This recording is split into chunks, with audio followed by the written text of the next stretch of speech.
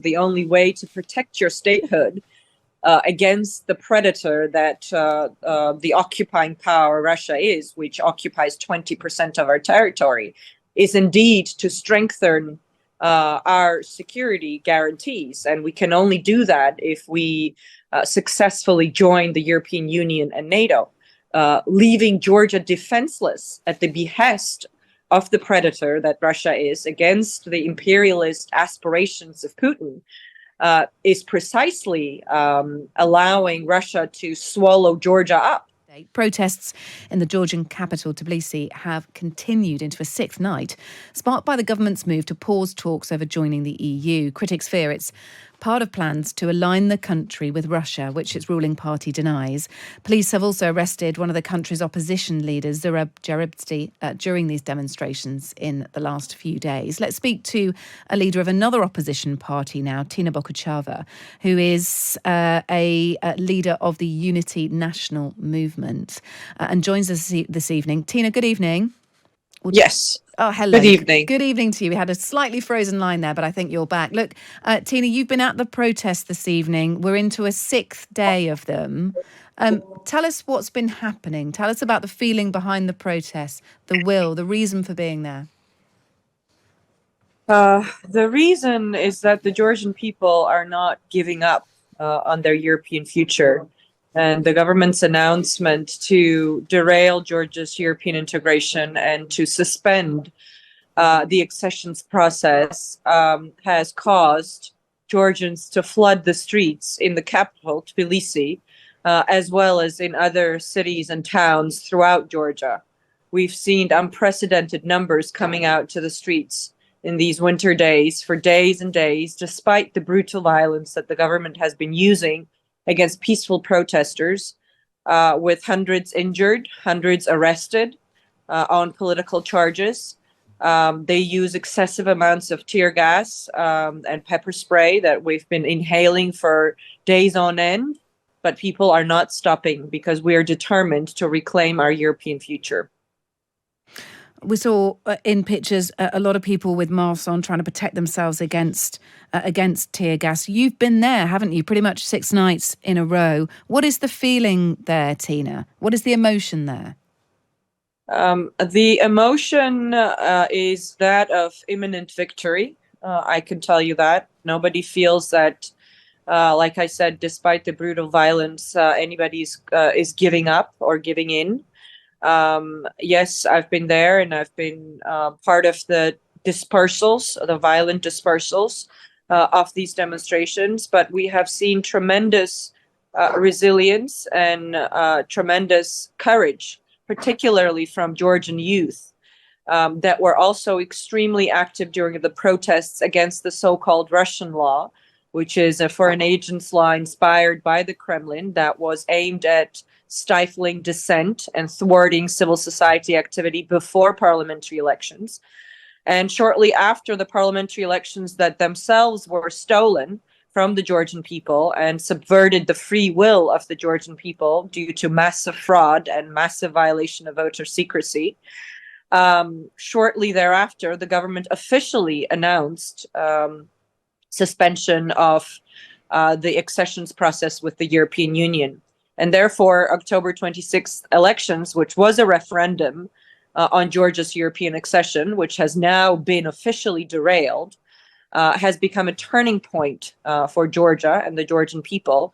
And everybody sees this as a decisive moment when we have to reclaim our European future. And the only way we can do that is to force the government to call for new elections that will be conducted by an independent election administration and that will allow Georgians to express their will freely without massive government intimidation and pressure and violence of the kind that we saw on October 26th. I wonder what sort of power you have to be able to execute that. The elections are on the 26th of October now, and as you've made clear, you clearly contest the result. You're incredibly worried about the validity of the ruling party and the vote share that they say they have, the Georgian Dream Party. But what But what power do you have to be able to try and call for new elections? Who do you turn to when you're trying to make that happen? Well, we've turned to the courts. I can assure you of that. And just today, in fact, the Constitutional Court of Georgia refused to rule on a case that we had presented, the members of parliament from the previous parliament, because we do not recognize the legitimacy of the current government. However, as members of the previous parliament, through 30 MPs, we went to the Constitutional Court, and so did the president of Georgia, that has called the October 26th elections a Russian special operation against the Georgian people with the use of Russian-type hybrid methods. And the Constitutional Court has refused to even rule on this case. This is because we are operating in a state of complete state capture in Georgia, where all state institutions besides that of the president have been captured by the Russian-made oligarch Bidzina Ivanishvili, who has already been sanctioned by the Baltic states, and we hope and expect that other Western nations will follow suit and also impose personal sanctions against Bidzina Ivanishvili as an oligarch that has undermined Georgia's democracy and is trying to steal our European future. And it's using violence on a mass scale against peaceful protesters, particularly in the last few days. Yeah, look, this is a suspension of talks about joining the EU, and I suppose the Georgian Dream Party might say, well, first of all, it's not permanent; it's just a suspension. Is there any case for the fact that they may be concerned about managing the relationship with Russia?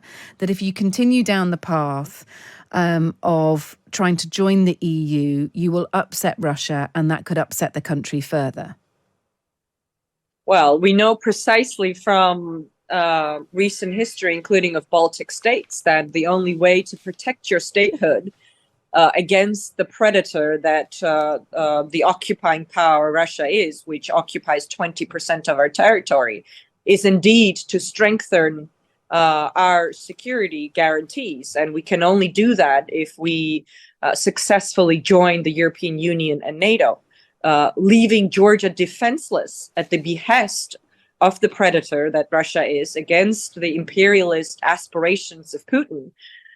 Is precisely allowing Russia to swallow Georgia up. And that is what Ivanishvili is doing. The only countries that have recognized legitimacy of these elections, it's a handful of countries, including, for example, Maduro's Venezuela and Ortega's Nicaragua and Putin's Russia. And in fact, Putin was very swift to react very positively and to command the so-called Georgian Dream de facto government in their decision to suspend talks. Okay. And suspending talks with the EU until 2028, we know, is a missed opportunity for Georgia for an unforeseeable future, because this is the geopolitical window of opportunity for our region to join the European Union. And missing that window of opportunity leaves Georgia as Russia's backyard for decades to come. Another opposition leader in the country, in Georgia, has been arrested during these demonstrations. Are you concerned about your own safety, your own security, Tina? You probably refer to Zurab Japaridze, who is a fellow opposition member and a good friend, who at one time was also a member of UNM, the party I have the honor of currently chairing. The founding chair of our party, the third president of Georgia, is also arrested and has been for over 3 years on political charges. He also is arrested precisely for fighting for Georgia's European future. And therefore, of course, all of us in Georgian politics fighting against a Russian regime who uses Putin's tactics to thwart dissent face the threat of arrest or violence. But that is not something that is stopping us now or has ever stopped us in the past.